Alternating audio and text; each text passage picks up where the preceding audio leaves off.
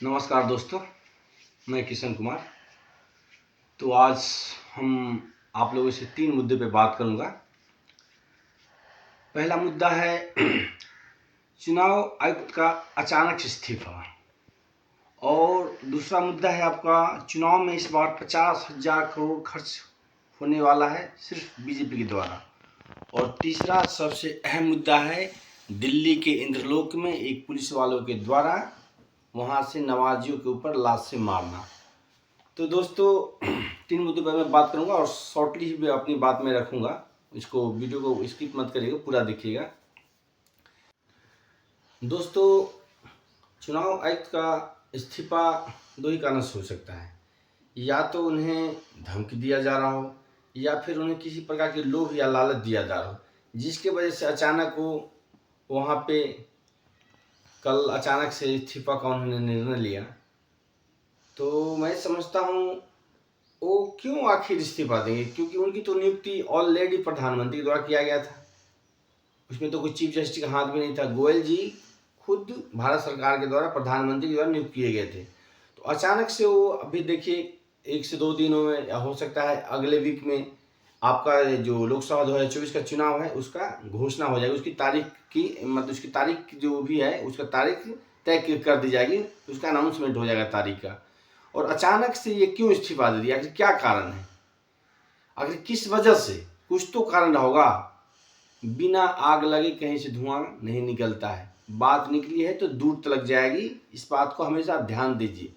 अचानक से क्यों इस्तीफा दे दिए, जबकि नियुक्ति उन्होंने खुद भारत सरकार द्वारा किया गया था। अभी चुनाव का बताइए, उसका अभी अगले सप्ताह उसका अनाउंसमेंट हो जाएगा और अचानक से इस्तीफा दे रहे हैं। तो बात कुछ न कुछ तो है। तो ये जो भी है वो सही नहीं। अब देखते हैं अगला नियुक्ति किसकी होती है। और दूसरा मुद्दा है दोस्त, ये आपका चुनाव में इस बार लगभग बीजेपी के द्वारा 50,000 करोड़ खर्च किया जा रहा है, होने वाला है। इससे पहले 2019 के चुनाव में जो इलेक्शन कमीशन का जो उसका जो भी आधिकारिक जो सूचना दी गई थी, उसमें पूरे पार्टियों की तरह पूरे भारत में लगभग 35,000 करोड़ खर्च किया, जिसमें कि 70% ऑलरेडी बीजेपी का खर्च था। इस बार बीजेपी उसमें 10 से 20% की और बढ़ोतरी करने वाला। तो लगभग वो 50,000 करोड़ खर्च करने वाले हैं इस 2024 के लोकसभा चुनाव में।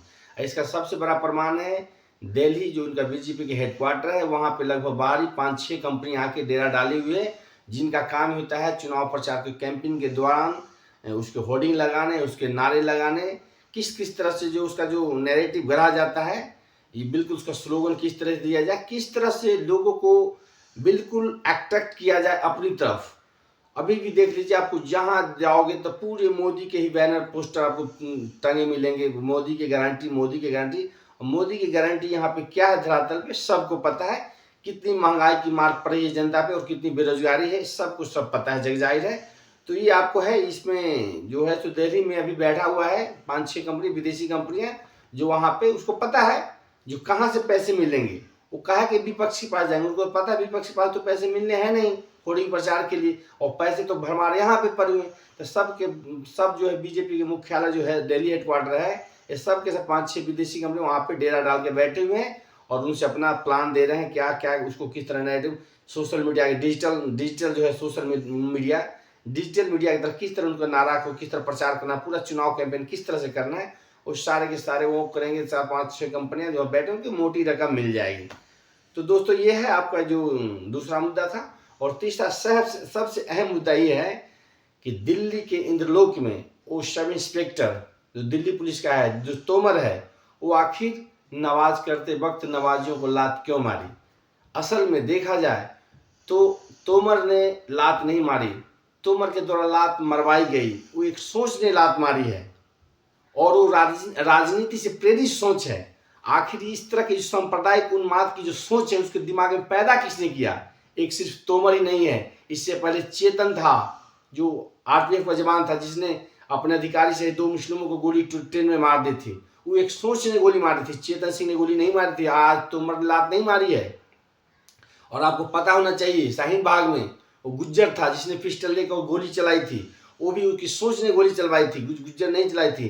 तो इस तरह की जो सांप्रदायिक उन्माद की जो सोच पैदा हो रही है आज के समाज में, ये किसने पैदा की?